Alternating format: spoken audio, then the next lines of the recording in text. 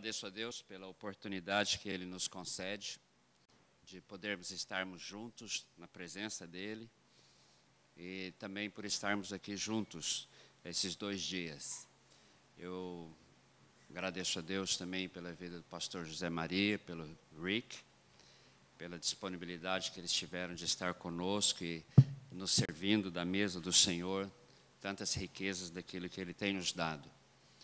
E, acima de tudo, agradeço a Deus pela vida de vocês, por estarem reunidos neste lugar com um propósito definido, que é celebrar esta nação que se chama Israel.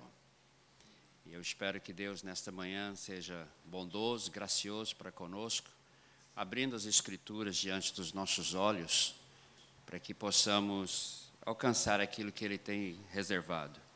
Eu sempre carrego no meu coração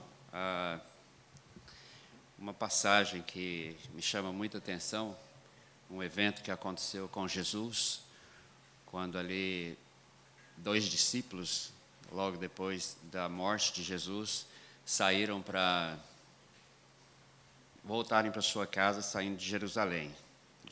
O famoso trecho ali da Bíblia dos 2 discípulos no caminho de Emaús. E a Bíblia diz que Jesus se aproximou deles e perguntou para eles, falou, mas por que vocês estão aí tão tristes, né? Discutindo entre vocês. E a Bíblia diz que eles não reconheceram Jesus e falou com Jesus, falou, mas como você sendo daqui não sabe dos últimos acontecimentos? E aí explicaram para ele, e aí Jesus dá uma dura neles, né? Sem eles saberem. E falou assim, vocês que são tardios e vagarosos no vosso coração para compreender e crer as Escrituras.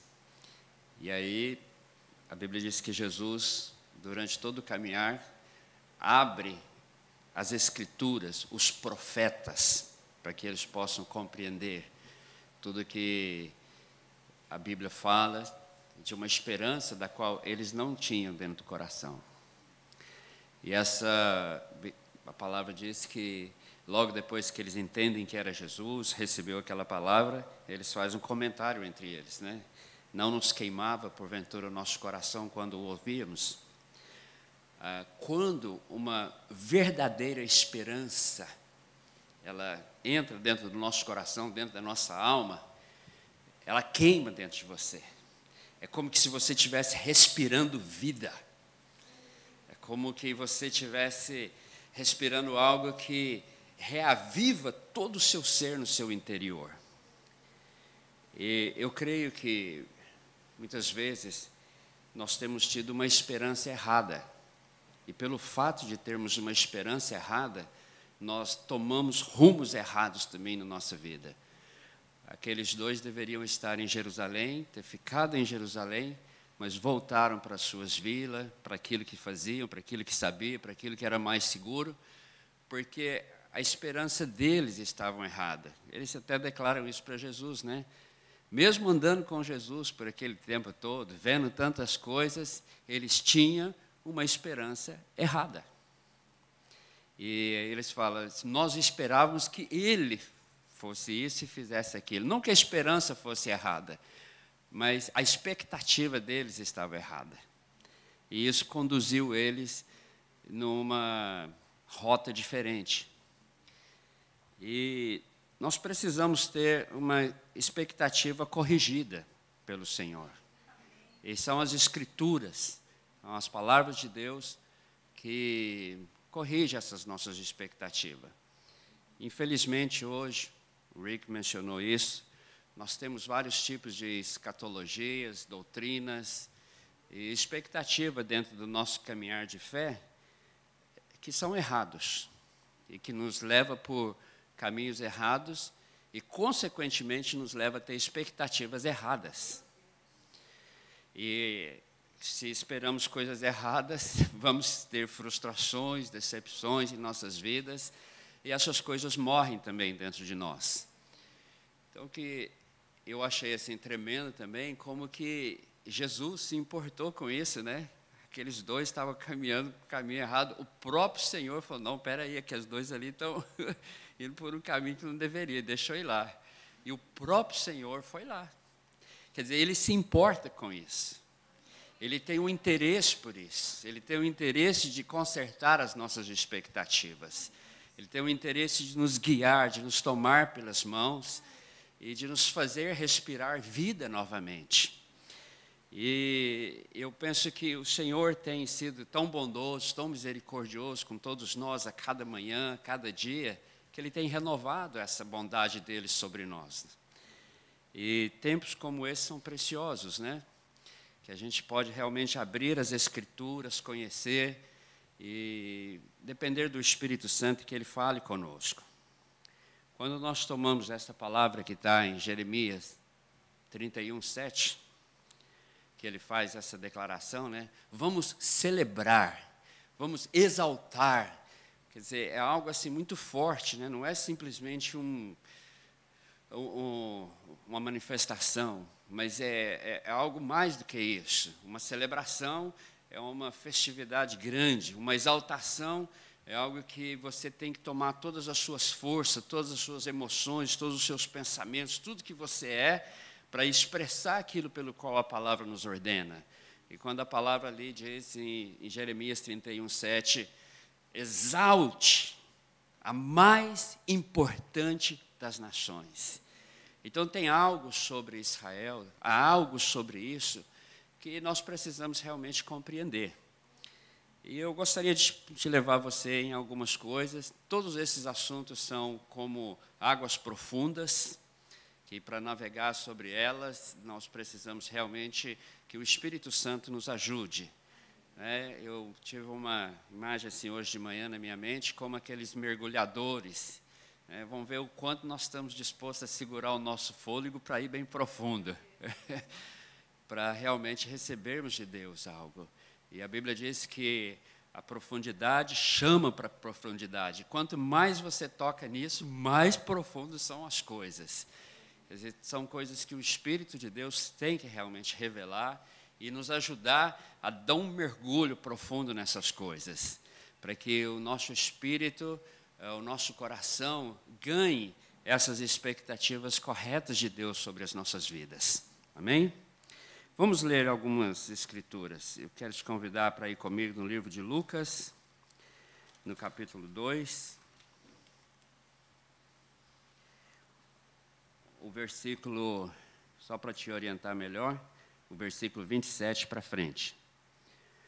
Movido pelo Espírito, ele foi ao templo, e quando os pais trouxeram o menino Jesus para lhe fazerem o que requeria o costume da lei, Simeão o tomou nos braços e louvou a Deus, dizendo: Ó soberano, como prometestes agora, podes despedir em paz o teu servo, pois os meus olhos já viram a tua salvação que preparastes, à vista de todos os povos, luz para a revelação aos gentios e para a glória de Israel, o teu povo.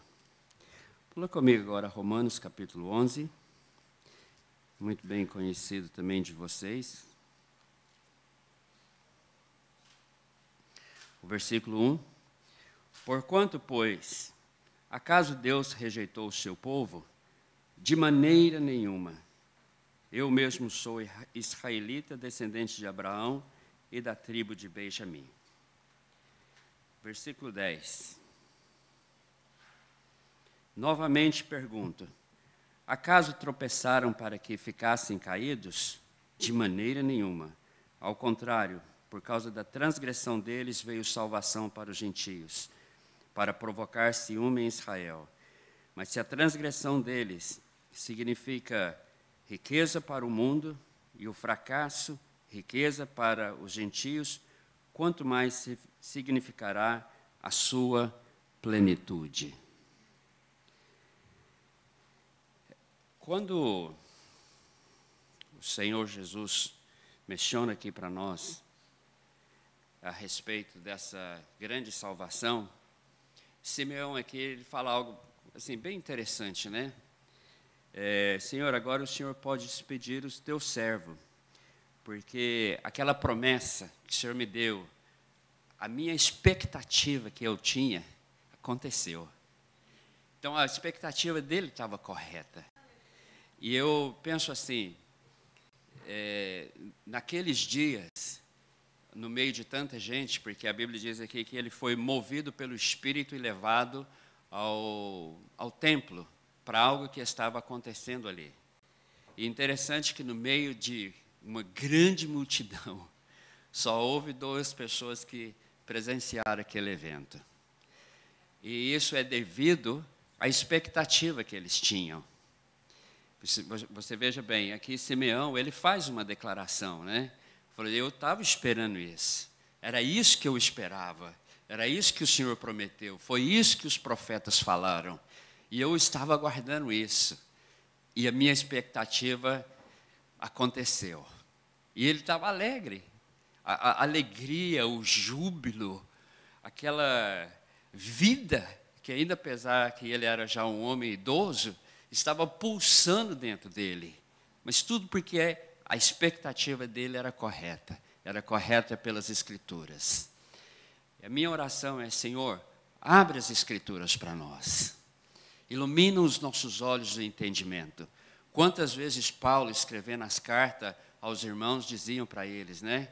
Falou assim, irmãos, eu estou implorando vocês, e eu estou aqui até gemendo como uma mulher grávida, para que os vossos olhos, os olhos do vosso coração, do vosso entendimento, sejam abertos, para que vocês compreendam todas as riquezas de Deus em Cristo Jesus.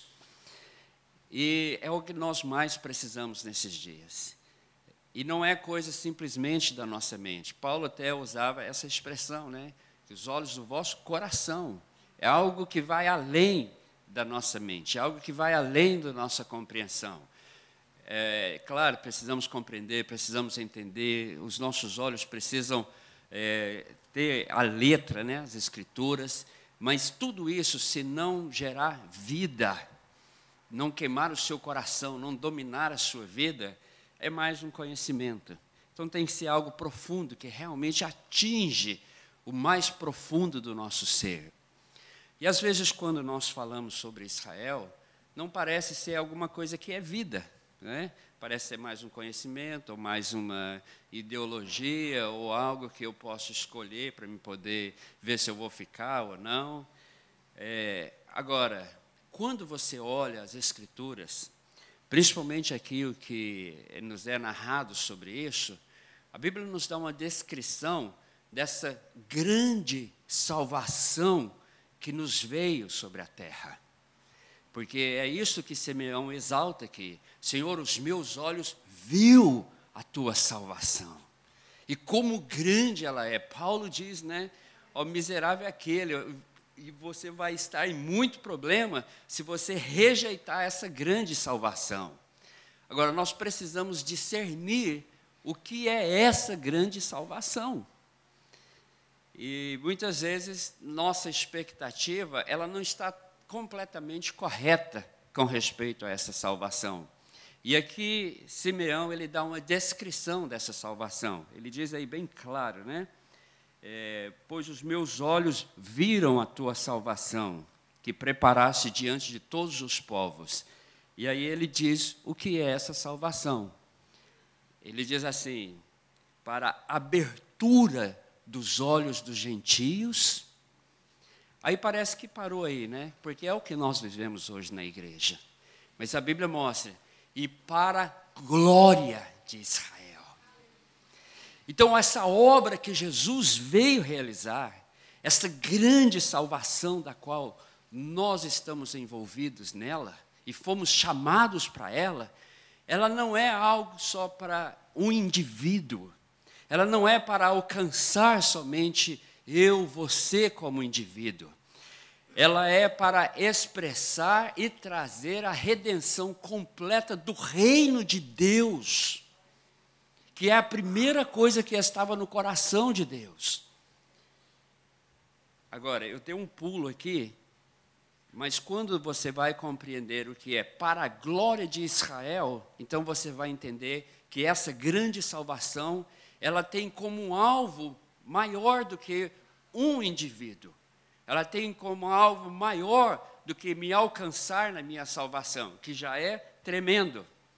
E a própria Bíblia que descreve, né, em Romanos capítulo 11, que se a rejeição deles resultou em riqueza para nós, os gentios, porque essa salvação que nos é dada a nível individual, ela é muito rica, irmãos. É algo assim que nós não temos como comparar. E a Bíblia até diz, né, Paulo diz que são riquezas insondáveis. O que é uma riqueza insondável? É mais do que um cartão de crédito que eles chamam, como é que é? Sem limites. Então, você tem algo que é ilimitado disso que nós alcançamos em Cristo Jesus, essa salvação individual. A gente tem ouvido, assim, testemunhos tremendos dessa grande salvação que não encontra limite, porque ela é rica, ela é profunda. A gente tem tido a oportunidade de estar envolvido com alguns trabalhos no Nepal, na África e em alguns diferentes lugares, e principalmente agora também nessa questão dos refugiados da Síria, que está acontecendo ali no mundo árabe. Irmãos, eu ouvi de um irmão que trabalha hoje numa cidade chamada Kobani, no Iraque, mas é na parte dos curdos. Lá hoje, irmãos, existe uma igreja, vocês não sabem o tamanho, o que os irmãos estão passando ali. O prefeito da cidade, porque Kobani foi uma das primeiras cidades tomada pelos terroristas lá, pelo ISIS, era uma das fortalezas deles. Eles conseguiram derrubar, a cidade voltou para a mão deles, e o prefeito da cidade pediu para esse irmão que a gente conhece, anda junto, que falasse para os irmãos, para os cristãos do mundo, que voltasse para lá, porque há 100 anos atrás, eles fecharam todas as escolas, todas as igrejas, expulsaram os cristãos de lá, e resultou nesse caos que eles estavam vivendo. E que os muçulmanos não cuidam deles, mas que eles tinham feito um erro muito grande de ter expulsado os cristãos daquele lugar. E pediu que os cristãos voltassem e plantassem ali escolas, igrejas, e que pudesse revivificar o local de novo. Resultado, os irmãos estão lá, estão montando padaria, tem igrejas, tem pessoas se convertendo, mas tem morte também. O dia que nós estávamos juntos, ele tinha acabado de receber uma notícia de que uma irmã tinha sido decapitada na praça pública. Quer dizer, é uma tensão. Mas ele falou, olha, esse irmão, fala para os meus irmãos lá de fora, onde vocês forem, que o islamismo não está vencendo, muito pelo contrário, eles estão caindo e o evangelho está avançando e muita gente nascendo de novo em todos esses lugares. Sabe, irmãos, por causa da riqueza deste evangelho, ele não encontra limite, ele é uma fonte inesgotável da manifestação multiforme do Senhor, em todas as áreas, em todas as maneiras, para alcançar os propósitos eternos de Deus. Mas isso é algo que Deus tem muito mais do que isso. Porque aí a Bíblia diz assim, lá em Romanos 11, se a rejeição deles resultou para nós riqueza, que é tudo isso que nós poderíamos contar, ficar aqui o resto das noites e dias, e não tem livro suficiente para escrever de todas as ações maravilhosas dessa riqueza, ele diz assim, o que não será então a aceitação deles? Você que sabe, você pode imaginar alguma coisa mais profunda do que riqueza insondável? Você pode imaginar? E a Bíblia fala sobre isso. A Bíblia fala sobre plenitude, sobre o todo de Deus, sobre tudo aquilo que Deus quer alcançar. E eu, procurando compreender um pouco mais essas verdades, você começa a questionar a Deus e pedir a Ele o entendimento dessas coisas, para que nós possamos realmente corresponder a Deus, entrar naquilo que Deus está fazendo e termos uma expectativa alinhada com Deus. Dentro dessas expectativas, ele mostra isso muito claro, que não é simplesmente para um alcance individual, mas é para a glória de Israel.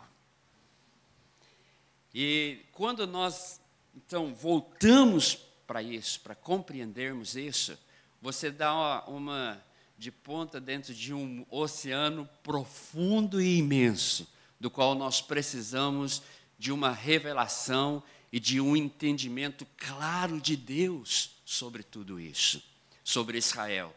E eu acho interessante esse termo que ele diz assim: para os gentios é abertura dos olhos. Por que a abertura dos olhos? Para que você possa enxergar, para que nós possamos ver aquilo que Deus já está fazendo, aquilo que Deus já tinha proposto. Então, para nós, os gentios, para as nações, para os povos, para que venha entendimento em nós, é para que os nossos olhos comecem a enxergar aquilo que Deus já está fazendo. Mas aqui já entram os nossos problemas, né? Os nossos problemas de teologias, de terminologias e doutrinas e mais.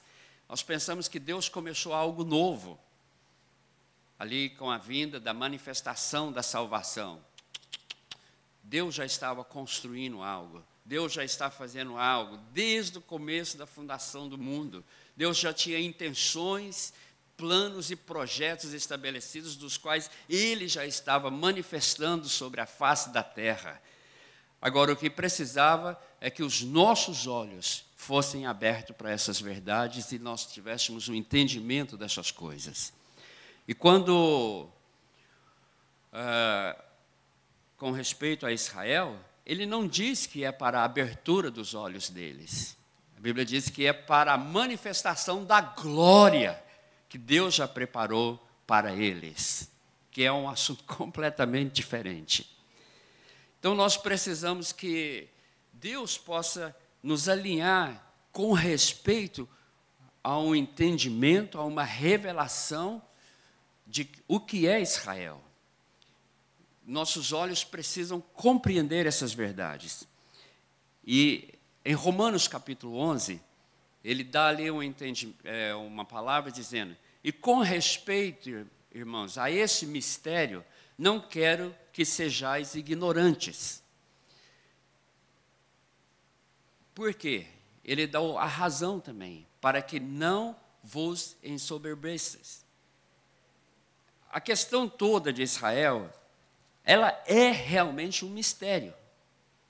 Agora, um mistério não é para ficar escondido, um mistério é para ser revelado. Agora, por que ele é mistério? Para que você possa buscar, para que você tenha um interesse, para que você tenha um coração atraído por Deus e vá e busque aqueles próprios interesses de Deus. Um pouco daquilo que o Rick falou esses dias, o nosso coração tem que ser atraído de volta para Deus, de volta para os interesses de Deus. Nós temos que amar aquilo que Ele ama, nós temos que ter interesse aquilo que Ele tem interesse. E quando então nós somos atraídos para isso, nós temos uma tarefa para ser feita. Essa tarefa é descobrir esse mistério, para que ele seja desvendado aos nossos olhos, para que ele se alcance o nosso coração e encha o nosso coração. Agora, a falta desse entendimento, a falta dessa revelação, ela causa algo muito prejudicial. A Bíblia diz aqui que ela vai nos fazer soberbos. Não parece ser tão assim, né? E quantas vezes nós passamos em cima dessas verdades? A questão, às vezes, é de tomarmos a palavra de Deus um pouco mais séria naquilo que ela é. Gente, estar com alguém soberbo é a pior coisa que tem. Não sei se você já fez esse discernimento de estar com alguém soberbo. Agora, você imagina um grupo de pessoas soberbos? É ainda mais terrível. Agora, você pode imaginar os salvos soberbos? parece ainda assim mais doloroso ainda, mas é o que a palavra nos fala. Quando nós não temos essa compreensão desse mistério, nós vamos entrar numa rota de soberba. Você imagina isso, irmãos? Não parecia ser tão sério, né? Mas é sério.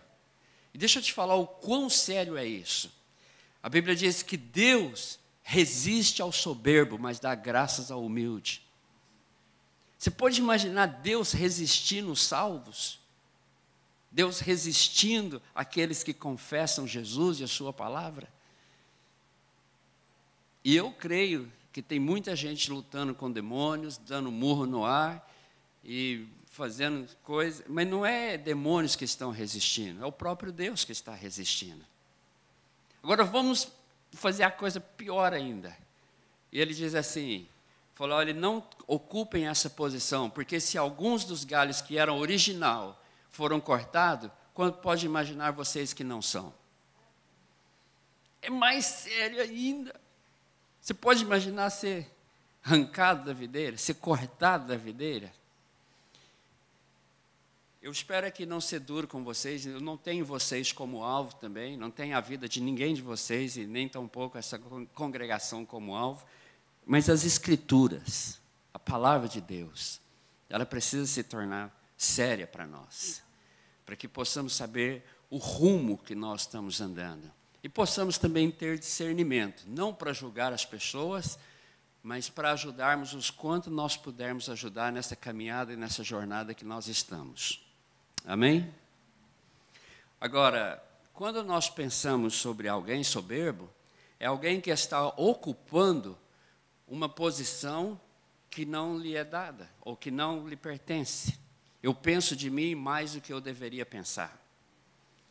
E é exatamente isso que vem acontecendo, principalmente no chamado meio cristão. Nós ocupamos uma posição que não é devida a nós. E isso ela se manifestou de várias maneiras, em alguns que vocês, eu creio, já ouviram falar muitas vezes, essa questão da doutrina da substituição. Não só a questão da doutrina da substituição, mas também o antissemitismo, do qual essa questão da doutrina da substituição é uma parte desse antissemitismo. Pois eu tenho descoberto por uma experiência própria que todos nós, temos de alguma maneira um certo nível de antissemitismo dentro de nós. Agora, tudo isso é por causa dessa falta deste conhecimento, deste entendimento das Escrituras e da palavra. E para isso é que eu mesmo, a minha própria vida, eu tenho buscado em Deus. Falei, Deus, me ajude. E a minha oração tem sido ouvida diante de Deus. Não como eu gostaria, porque não é que Deus não está respondendo, é que Ele não tem achado todo o espaço devido dentro de mim, para poder me dar todas as respostas que eu tenho perguntado para Ele. Eu entendo muito claro aquilo que Deus falou com o profeta Jeremias, quando ele disse, eu tenho te levantado e você vai, eu tenho te comissionado para destruir, arruinar e depois edificar. Eu creio que neste processo que nós estamos vivendo, que é um processo da restauração de todas as coisas ditas pela boca dos santos profetas, que é um momento profético, que foi o comissionamento de Jeremias, é um processo que vai acontecer dentro de todos nós, um processo de desconstrução, um processo de arruinar muitas coisas que não é de Deus, muitas coisas que não procedem de Deus, Ele precisa desconstruir. E não é por causa de sistemas, é mais por causa de nós mesmos. Nós temos um espírito tendencioso de religião, e Deus precisa nos confrontar. Na minha vida, esses últimos 10 anos, Deus tem virado a minha vida de cabeça para baixo. Tem sido experiências dolorosas, experiências difíceis, experiências humilhantes, em vários níveis, tanto familiar, financeiro, ministério, de dons.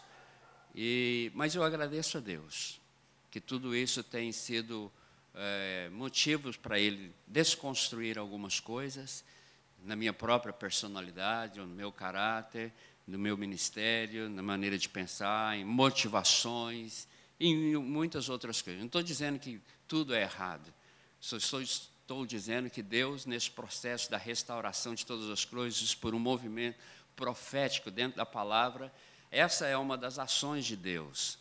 E é doloroso. E não pense que é tudo bonito, que é tudo festa. Não, é doloroso.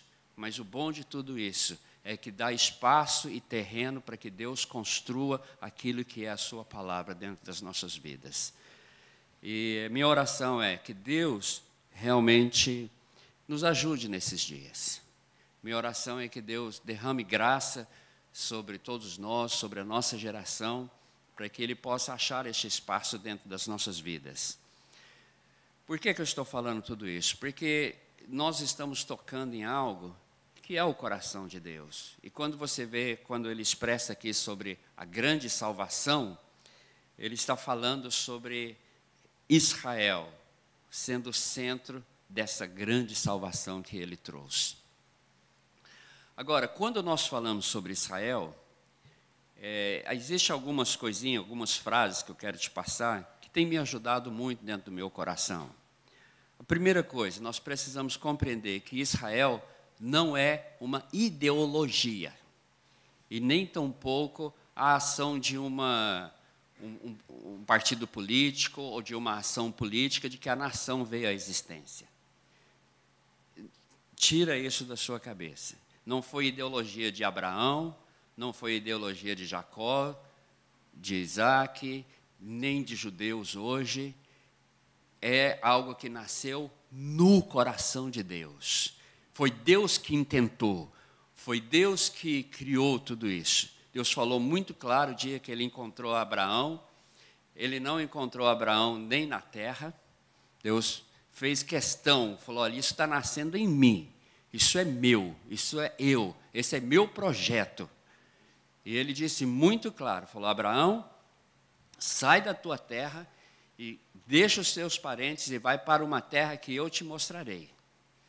E veja bem, até a própria terra de Israel, Deus já sabia onde que era, Deus já tinha arrumado tudo, antes que a nação existisse.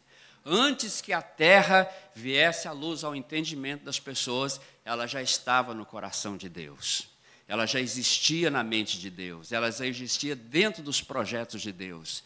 Em Ezequiel capítulo 20, ele diz assim, e ainda quando vocês estavam como prisioneiros e escravos dentro do Egito, a tradução em português diz, eu procurei uma terra, e essa terra é a mais linda de todas as terras. Tem tradução que usa, é a glória de todas as terras. Agora, quando você percebe ali essa palavra, eu procurei uma terra, no original ela é, eu espiei uma terra. Então, antes que os 12 espias fossem lá ver, Deus já tinha espiado essa terra para eles. Agora, quando se fala de um espião, não é que ele vai ver se essa terra existe, não é que ele vai lá descobrir uma terra, ele só vai ver, não, é isso mesmo que está sendo falado, porque foi isso que os espias foram ver. Eles foram ver que Deus falou, vai lá e não vê para vocês aí, que é uma terra que emana leite, mel, tem isso, tem aquilo. Era para eles somente confirmar. Então, o próprio Deus, antes de tudo, na eternidade, ele já tinha verificado, falou, não, eu tenho um lugar, agora deixa eu verificar se é este lugar mesmo. E Deus foi lá, verificou, e aí depois que Deus falou. Então, você veja bem, Israel é algo que nasceu na eternidade. Põe isso no seu coração. Não é parte da história, não é parte dos nossos dias, não é parte de nenhuma ideologia boa de alguém, é algo que nasceu na eternidade. Então, eu quero que você ponha esses pensamentos no seu coração, para que você não seja levado por mais nada, mas que essas coisas sejam firmadas e estabelecidas como um entendimento da própria Escrituras, porque não é minha palavra, não é o que eu estou trazendo como interpretação para você. Gênesis 12, 1, 2 e 3 é muito claro, foi Deus. E eu vou até um pouco mais longe. Você, Maria, até mencionou isso, e realmente é algo que queima dentro do meu coração. Eu gosto realmente de falar sobre isso. A Bíblia diz em Atos capítulo 7, quando Estevão começou a pregar e trazer um esclarecimento de todas as coisas, ele diz assim: e estando nosso pai Abraão em Ur dos Caldeus, o Deus da glória apareceu para ele. Então, quando Abraão estava ali no meio de algo sem esperança, numa terra totalmente humanizada e já assim evoluída em muitas coisas, que se você puder fazer uma pesquisa, o que era Ur dos Caldeus não era um cantinho do mundo, ou era uma vilazinha lá no interior de um país. Ur dos Caldeus era a capital daquela época. Era lugar tipo assim, São Paulo, Londres, Miami, Paris. Era a capital do mundo, do conhecimento, das finanças. E o que nós temos hoje muito dentro da matemática e muitas outras coisas, devemos a esse povo que não mudou muito ainda. Então, Abraão, ele estava no centro de um lugar. Ele estava no centro do mundo, da sua geração. E aí, Deus chama ele, né? E fala para ele, falou assim, olha, vai para uma outra terra, vai para um outro lugar que eu vou te mostrar. Então, tudo aquilo que era um confronto de uma realidade de vida, em termos de justiça, de ciência, de comércio, de finanças, de sociedade e tudo mais, ele estava no melhor do que existia. Agora, o que é que fez este homem tomar uma decisão tão drástica e radical de sair de uma posição dessa? Como diz aqui no Brasil, né? Um baiano sair da Bahia e ir para São Paulo, ele está com muita expectativa, não é? Mas o contrário é meio complicado, não é? As motivações, o porquê das coisas. Agora, ali tem um fator tremendo em tudo isso. A Bíblia diz que o Deus da glória apareceu para ele. Ele viu a glória de Deus. Ele assistiu aquilo que é eterno. Ele assistiu aquilo que é muito além de tudo que se existe neste mundo. Eu tenho, assim, algumas ideias, dado pelas Escrituras, o que ele viu. A Bíblia fala muito claro que Abraão, ele viu os dias de Jesus. Lá em João capítulo 8, né, descreve muito claro, e o vosso pai Abraão viu os meus dias e nele se alegrou. Você imagina o que ele viu, né? Deve ter sido assim.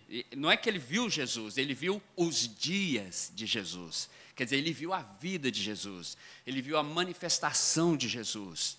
Só de entrar aí, nós ficaríamos aqui o resto da tarde, né? Falando sobre essa questão. O que ele viu. A Bíblia diz também, quando ali em Hebreus, né?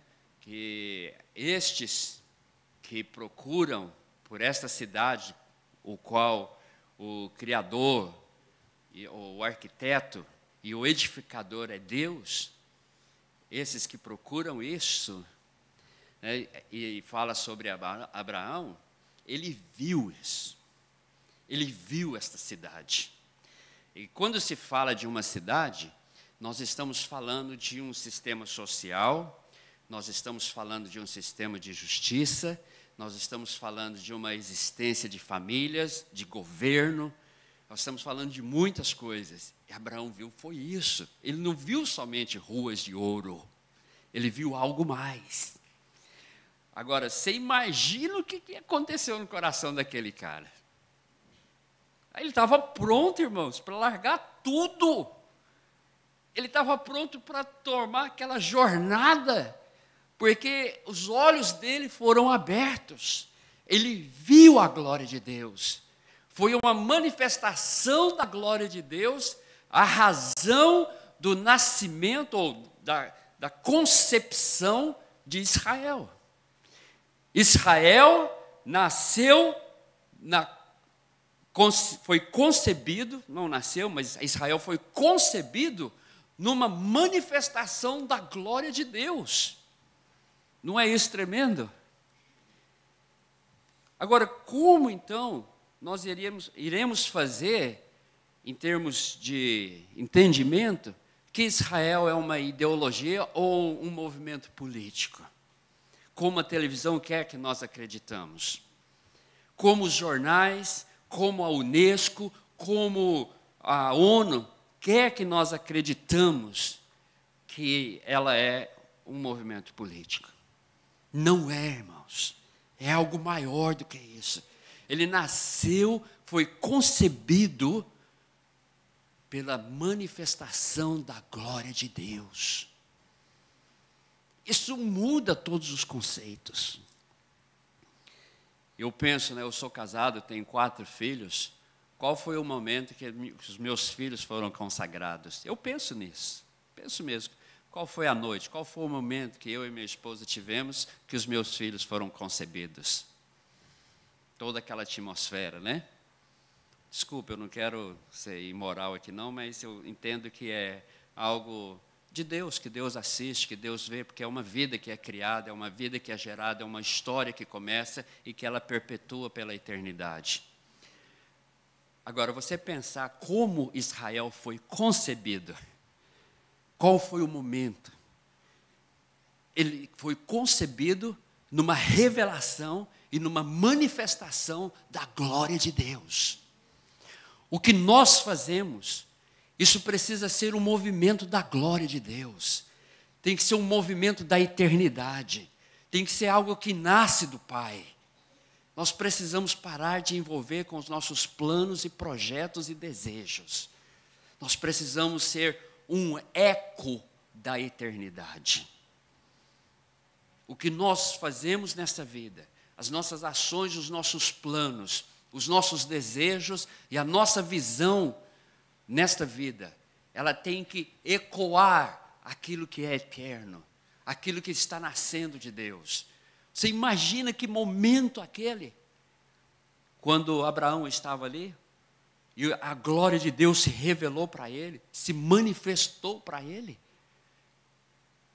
Em muitas experiências nós temos momentos com Deus, onde Deus revela uma parte daquilo que Ele é, e naquilo que Ele se revela, a parte da sua glória nos é revelada. E quando isso acontece, nós ficamos transbordantes, não é?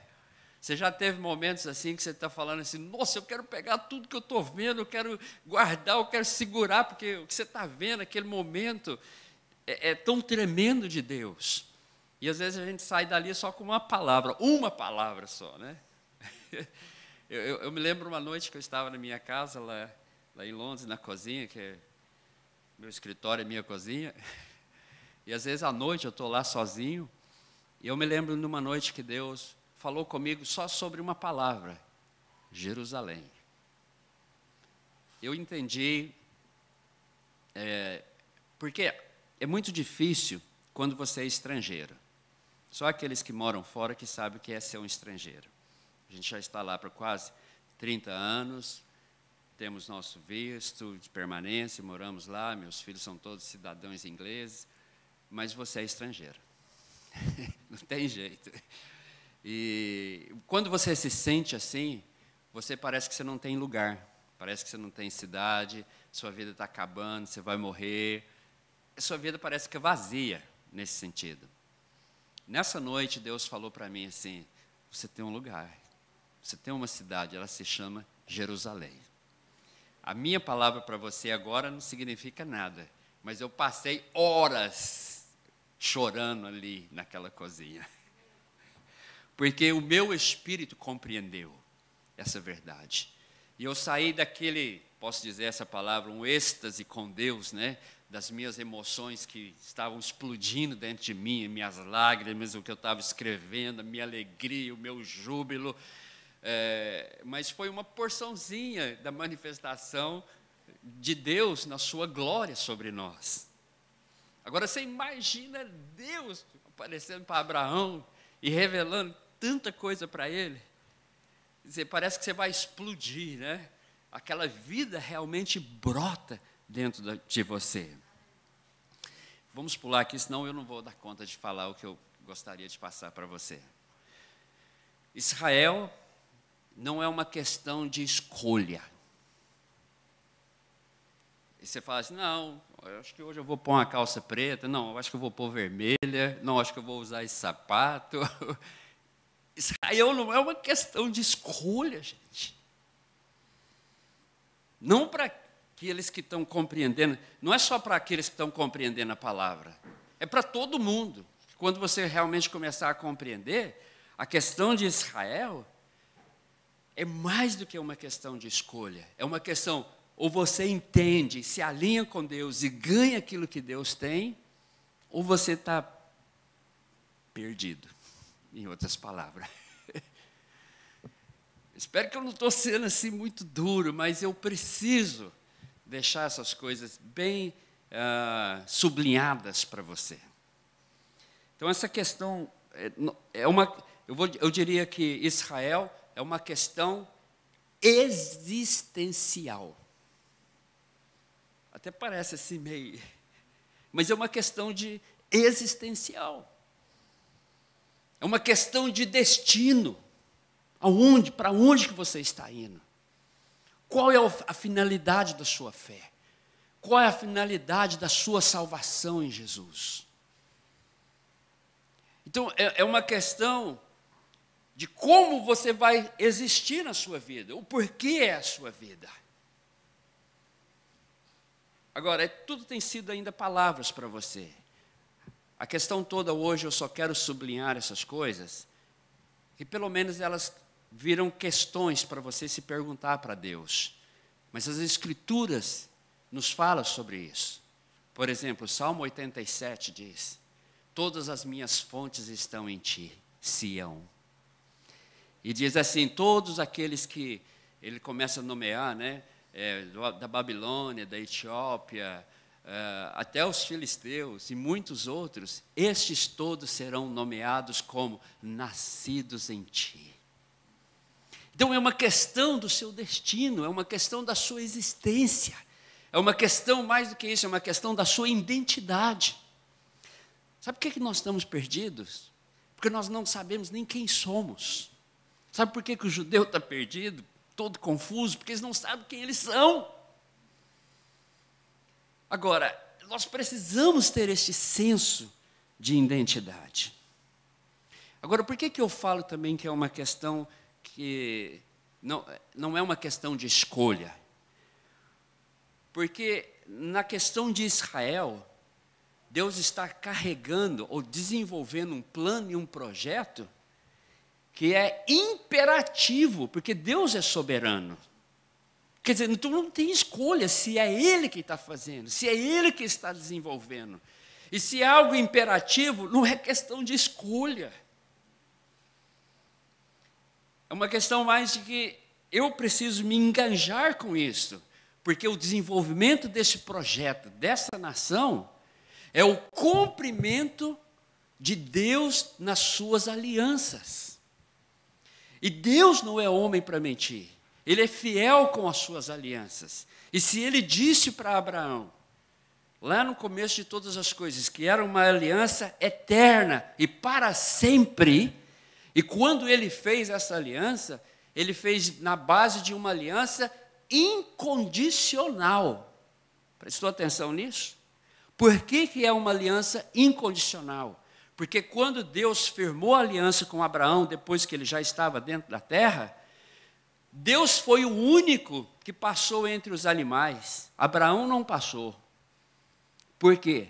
Porque seria uma aliança que não ia depender de Abraão. Abraão podia falhar, mas Deus, na sua soberania, nas suas intenções e eternos projetos, Ele mesmo se estabeleceu dentro dessa aliança de uma maneira incondicional. Espero que você está pegando isso aí, guardando tudo isso aí no seu coração. Porque não é uma coisa nossa, não é uma coisa de nenhum sistema de religião ou teologia, não é.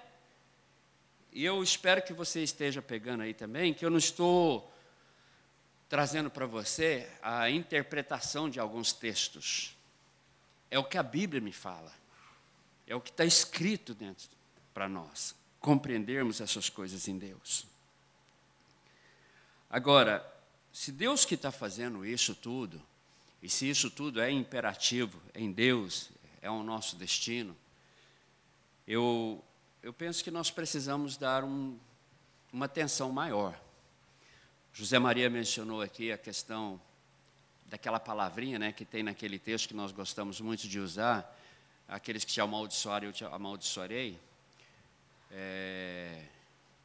Quando ele usa a palavra questão de nós amaldiçoarmos, ela não é a mesma de estarmos amaldiçoados, ela é mais a questão de você não dar atenção, não é? De você não dar valor. E é isso que a Bíblia está falando. Nós não estamos dando o devido valor daquilo que Deus dá para o Israel. Agora, é claro, eu posso compreender que a questão toda é porque existe realmente muitas coisas no mundo, nos nossos dias. Nós temos uma carga aí de teologias, de pensamento, de terminologias, que nos fazem ficar confusos e apreensivos de não pegar essa verdade como a Bíblia nos mostra. E o outro também é a própria infidelidade dos judeus, porque o que eles aprontaram, né, e a Bíblia é cheia dessa infidelidade, e a Bíblia mostra até mais do que isso, né? A Bíblia assim, dá uma dura neles, falou assim, olha, vocês não alcançaram nem os padrões das nações ao vosso redor. Aí as pessoas olham para eles, olham toda essa situação e pensam, isso aí não está muito verdade, né? Essas coisas. Então, essas coisas tudo complicam na nossa cabeça. Agora, eu quero te chamar a sua atenção para que nós possamos olhar Israel e todo esse projeto dentro dos termos proféticos, dentro dos termos da palavra profética, porque é nisso que está afirmado todas as ações de Deus sobre a terra. A Bíblia diz muito claro lá no livro de Amós, né? E não farei coisa nenhuma sobre a terra sem antes falar com os meus santos profetas. Quer dizer, tudo que Deus tem como ação sobre a face da terra, Ele está focado naquilo que Ele falou com os seus profetas, naquilo que está escrito, naquilo que está nas Escrituras para nós. E então nós temos que olhar a história dos eventos na terra, a história das nações, a história de Israel, a história dos gentios, dentro de um foco profético, dentro de um foco da palavra profética. E não ficarmos criando planos, projetos e desejos. Está tudo aqui. Que Deus realmente tenha misericórdia de nós. Como diz ali Paulo, né? Que em Romanos 11, no finalzinho ali, ele diz assim que Deus colocou todos nós, judeus e gentios, debaixo da sua misericórdia. Que Ele tenha misericórdia de nós, que Ele se lembre de nós e que Ele revele a sua palavra profética, que Ele abra as Escrituras para nós, que tenhamos sede disso, que tenhamos sede de buscar a Deus, que tenhamos sede de termos o nosso coração quebrantado na presença dEle, para que nos sejam abertas as Escrituras, como foi para aqueles 2 discípulos ali no caminho de Emaús, e que o nosso coração volte a queimar, a arder pelo Senhor, que dentro de nós tenhamos aquele fôlego de vida, que está trazendo vida em tudo que somos e falamos. Amém? Agora, eu quero te mostrar algumas coisinhas. O que é Israel sobre a terra? Esse renascimento de Israel. O que ele representa em tudo isso? Em primeiro lugar, eu já usei essa palavra para você. O renascimento de Israel é um eco, é um som da eternidade sobre a terra e no meio dos séculos. Até parece hoje, irmãos, que nos nossos dias, os profetas ressuscitaram e estão andando aí pelas ruas e falando, porque a palavra está acontecendo. Os profetas, aquilo que eles anunciaram, está acontecendo. José Maria anunciou aqui ontem para você a multiplicação do povo lá dentro. Não é isso que Deuteronômio fala? Eu vos multiplicarei muito mais do que os seus pais foram. Você vai ler ali Ezequiel 36, a Bíblia fala assim, e eu vos multiplicarei sobre a terra. E hoje há uma explosão de crescimento dentro de Israel, como nunca houve na história de nenhuma nação. Não é que eles estão só voltando, as mulheres estão engravidando e produzindo filhos como nunca houve na história. Até os árabes que gostam de ter muitos filhos estão perdendo para os judeus. Um dos pastores que é amigo nosso, o pastor Daniel, ele é pastor numa das cidades em Israel, na cidade de Tiberíades. Ele tem 8 filhos. Aí todo mundo ficou assim, né? Ele falou, não, meu co-pastor tem 11. Então não são do pai do Zé Maria, né? 20. Então eles estão se multiplicando. É a palavra profética. É aquilo que Deus anunciou, aquilo que os profetas anunciaram. Está acontecendo nos nossos dias. Quando a Bíblia diz, eu gosto demais desse versículo, Jeremias 31, 5, que diz assim, e novamente os montes de Samaria e Judéia produzirão vinhas, e vocês gozarão dos frutos da vinha. Gente, você vai lá, você vai ver aquelas vinhas lá, parece uma vinha normal. Você assiste os programas, os documentários, parece uma vinha normal. Ela produz galho, ela produz folha, ela produz uvas. E quantas uvas dessas e videiras estão sendo produzidas no mundo inteiro e que vão virar também vinho? Mas não nos montes de Judéia e Samaria, que é diferente. Então Deus pega um símbolo assim, parece que tão simples, né? Do vinho, da videira, para ser o eco de algo eterno, que nunca passou nas intenções de Deus. Eu vos restaurarei. Então, quando os montes de Judéia e Samaria começam a florescer e produzirem vinhas, é essa palavra, é a palavra dos profetas se tornando viva nos nossos dias. E sabe quantos estão percebendo isso? Olha o tanto de gente. Não é diferente do que 2 pessoas que viram Jesus nascer e passando por ali. Quantos estão intertidos nos seus próprios sistemas, planos e projetos, sem assistir o que Deus está fazendo sobre a terra?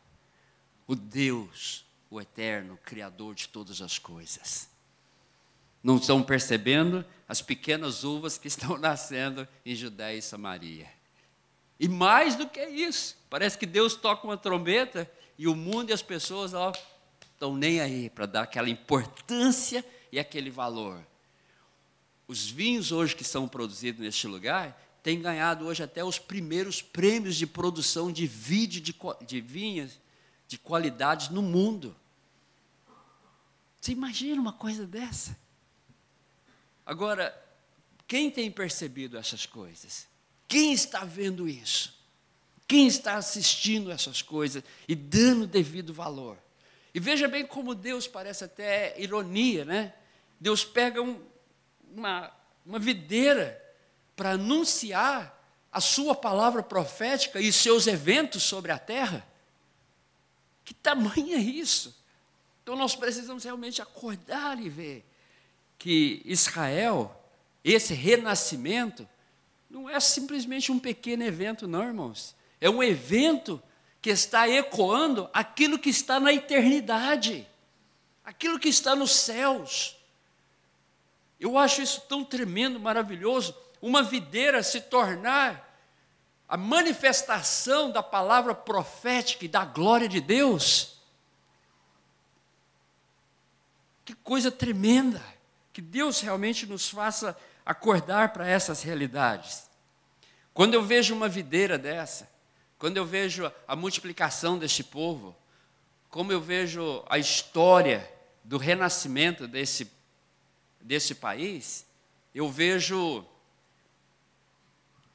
a manifestação dos céus sobre a terra.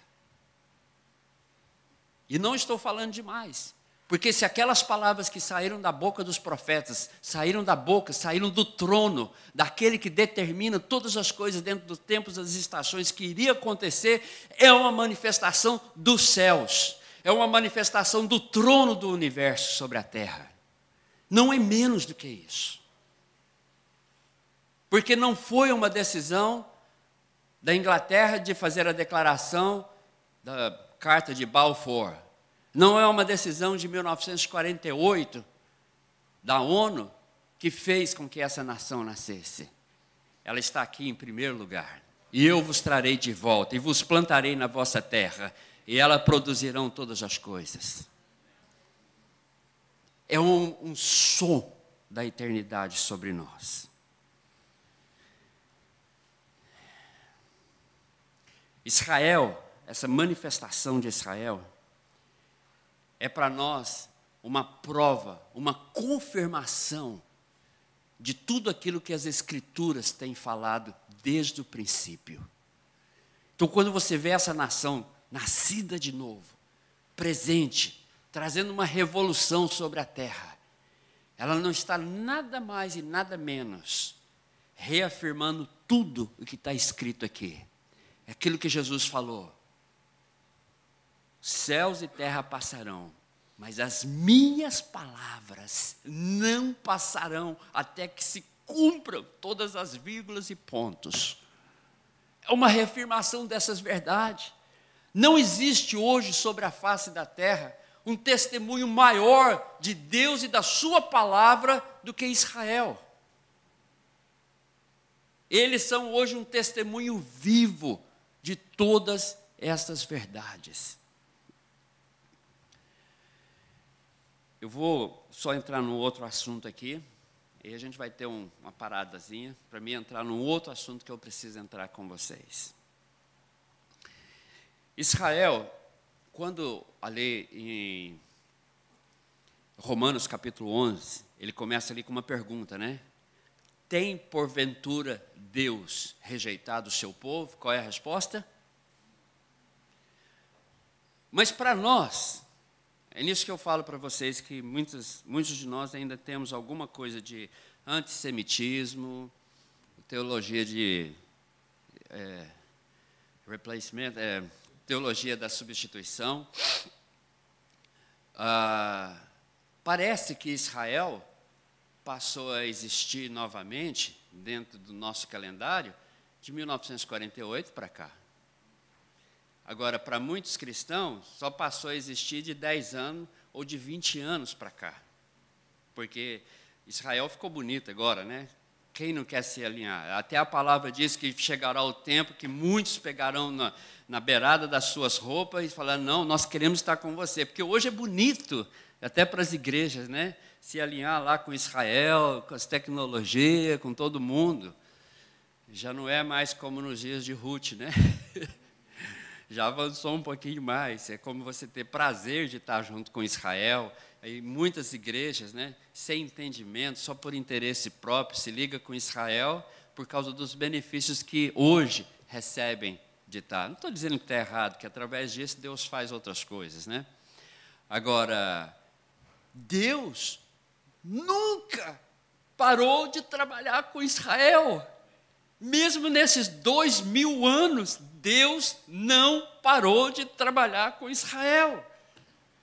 E é esse o nosso pensamento.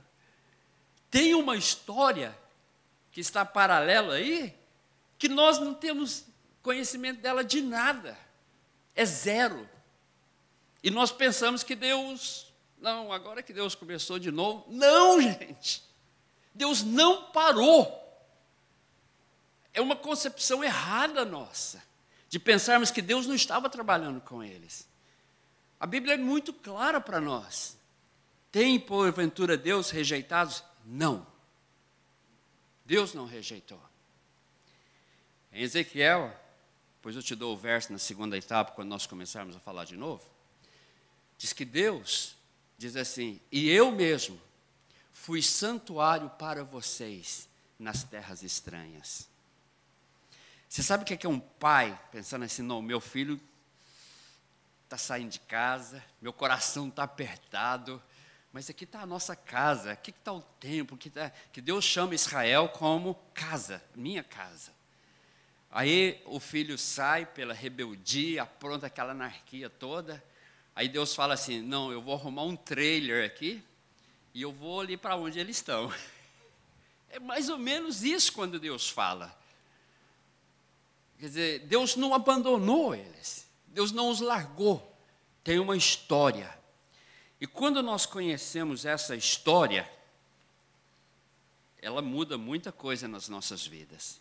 Porque aí você vai perceber que aquilo que Deus estava criando e fazendo, Ele continuou. Eu vou jogar uma coisa aqui para você e quero deixar que você seja curioso o suficiente até para ir na Polônia.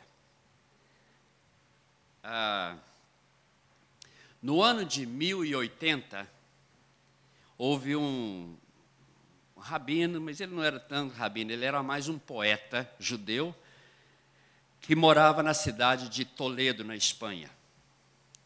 Ele se chama Yehuda Halevi. Esse homem, ele era um poeta, ele escreveu várias poesias que hoje muitos judeus estão gravando músicas com as poesias deles. Agora, eu quero que você veja, eu quero ler aqui para você rapidamente, uma das poesias que virou uma música dele hoje. Alguns dos judeus cantam ela. Eu vou tentar traduzir porque está em inglês.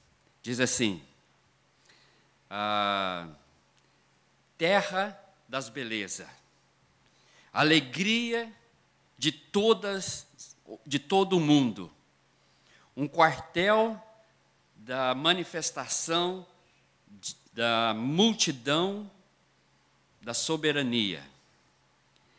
Por você a minha alma clama, estando eu longe de você. E com grande compaixão todo o meu interior se move, quando eu lembro de você, do seu passado, das distinções de que você era. Mas agora você, os seus lugares, as suas moradas, destruídas pela espada. Quem me dará asas de águias para que eu possa voar até você? E então, com lágrimas de alegria, eu estaria apagando a poeira da sua terra. Você está sempre na minha mente.